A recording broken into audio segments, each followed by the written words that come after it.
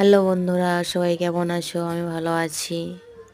আমাদের গ্রামের বাড়িতে মনসা মায়ের পুজো উপলক্ষে এই রাত্রে সাপ খেলানো হয়, বা কাদের কাদের গ্রামে বাড়িতে এরকম সাপের খেলা হয় একটু কমেন্ট করে বলবে বন্ধুরা। তো ভালো লাগলে,